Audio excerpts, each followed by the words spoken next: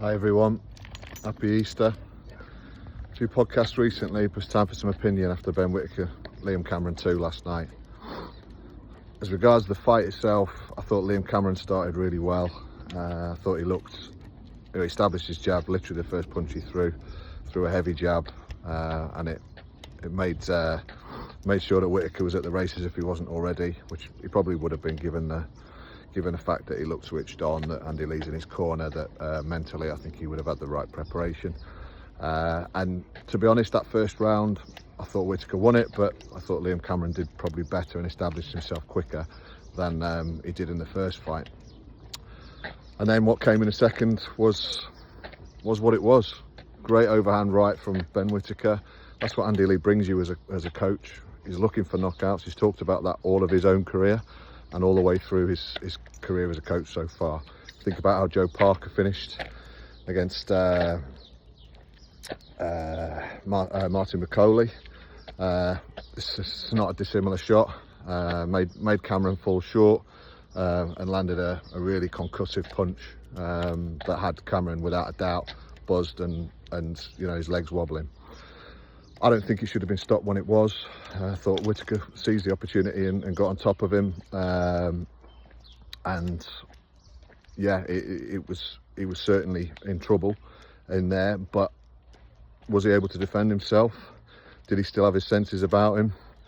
Is Liam Cameron as a fighter, as a man, as a physical specimen, the type of fighter who can probably deal with that and recuperate quickly? I'd say yes. The way he stepped to the side as he went from sort of the ropes towards the turnbuckle suggested that he was able to defend himself and he knew what he needed to do. He raised his left hand towards his chin and kind of just shifted his weight a little bit in a way that made me feel like he was still in control. And I think when Howard Foster stopped it, his initial reaction was, what? Which, all right, every fighter has pride, but I didn't see him stumbling all over the place. I also didn't see a huge defence and people throwing their arms up from his corner, which kind of made me feel like there was a sense of resignation about them, really, which was a bit weird. But on the evidence of what happened in there, I thought it was way too early and it was a bad stoppage. Doesn't mean Whittaker wouldn't have gone on and won it though. He looked sharp. He looked at the races. He looked like he'd left no stone unturned. And he looked like with Andy Lee in his corner, he had that little bit more confidence and that bit between his teeth. So fair play to Ben Whittaker for coming back. What he then did with Grant Smith was inexperience, ill-advised, just poor really, something he should apologise for publicly. That's not how to conduct yourself. But then, now we get to the real thing I want to discuss, or I want to kind of put my opinion across on. Andy Lee got in the ring. Andy Scott put it on Ben Whittaker and asked him about that incident. Asked him if he'd actually spat at Grant Smith, which he didn't do intentionally by the looks of it. But he asked him about it, and Andy Lee felt like he needed to get in there and defend his charge. Now, Andy Lee goes full Alex Ferguson. Full Alex Ferguson. I don't care what's happened. I'm defending my man. I'm defending my athlete. And I'll look after them. I'll take it and I'll deal with anything in house. That's Andy Lee all over. That is going to be a tricky road to walk with Ben Whittaker, because one thing I would say is there is no way you can carry credibility and ask the world to go easy on you and start basically crying about the fact that people have been criticising you when you act the way that Ben Whittaker does.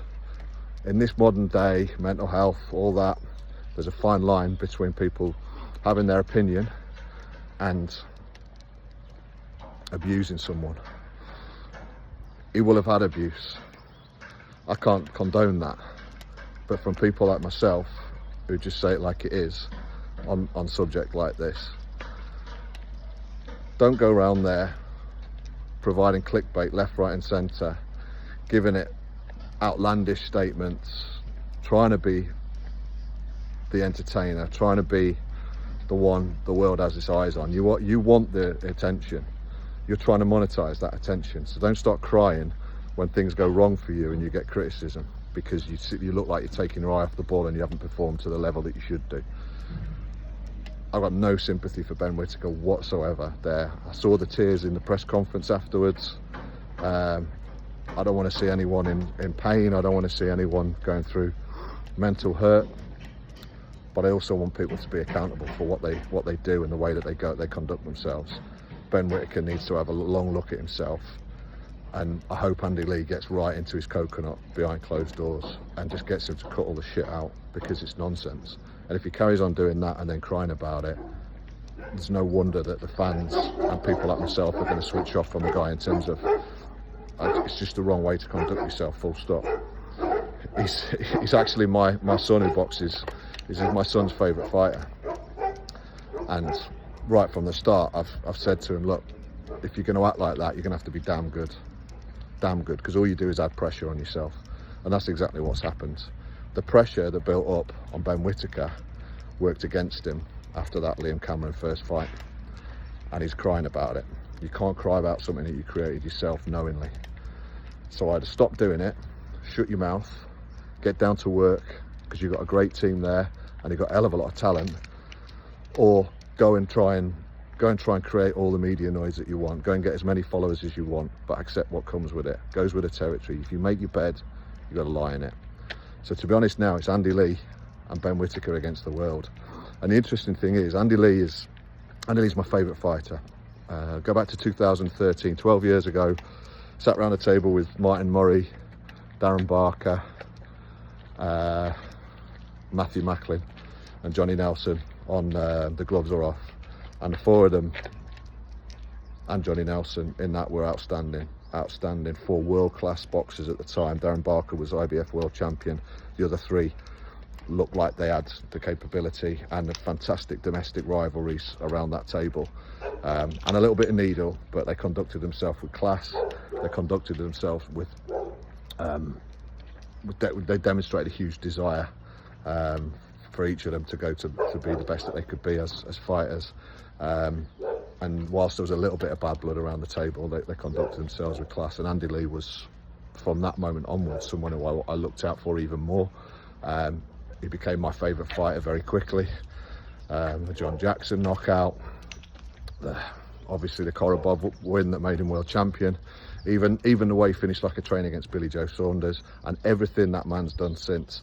I'm just the biggest fan as a pundit, as a coach, and I know the world's on the bandwagon now, and rightly so, because Andy Lee is, like I say, as good as it comes in this sport. But now he's chosen to train a guy who brings with him a circus. And what's going to happen here is Andy Lee is going to start to divide opinion a little bit more. The fans are going to start to get on his back because he's defending a guy like Ben Whittaker, and that's fine. Andy Lee can look after himself. From what I can see, Ben Whittaker can't look after himself. Confused young man, not entirely sure about the identity that he should be projecting, not entirely sure how to behave under pressure, and he's learning. And we should give young people the opportunity to learn. But it's a pretty brutal place to do that in the spotlight. And if you want to monetize all of the eyes on you and then cry about it afterwards, you're not going to get any sympathy from me. Does he want sympathy from me? He doesn't give a shit about my opinion. But there's going to be a lot of people out there like me. I'm no hater. I want to see the kid do well. I actually believe that underneath there's a really, really good kid, but I wish he'd shut his mouth. I don't believe him when he talks. I don't believe he believes in his own words. I don't find him that funny. I'm not one who's well in touch with youth culture, so perhaps there's a lot of kids out there, my son included, who probably respect and like and think he's cool as fuck. Not for me. Not for me. He's an outstanding world champion. Sorry, he's an outstanding boxer, an outstanding Olympian, Olympic silver medalist, and he's got the talent to go a long way in the sport. But as it stands right now, unless he corrects all this, it's going to be another reason why he might not quite make it to the level he wants to get to. So Ben Whittaker and Andy Lee, it's going to be box office, but I hope Andy Lee gets hold of him, gets him to shut his mouth and starts to think about his boxing and the importance of the boxing and the little inches you need to improve as a boxer at the highest level, and what might stop him from doing that. if he continues with all the nonsense and the circus on social media. So that's my take on it. Be interested to know what other people thought. Hope Liam Cameron goes on to bounce back from this. He's a good fighter, he's a British level fighter, and he should be in some more great fights. I think Ben Whittaker needs another test, and Dan Aziz, maybe even a Louis Edmondson, someone like that, as Terry Chappendama has suggested he should have had in the first place. I don't think he needs to be aiming at anyone near the top table of the light heavyweight division, because he's nowhere near ready for even your Anthony Yards and your Joshua Buatsis, let alone Benavidez, Bivol, Beterbiev. But he's got time. He's got time, and he needs to go back to the drawing board and keep working away in the quiet before he dances under those lights.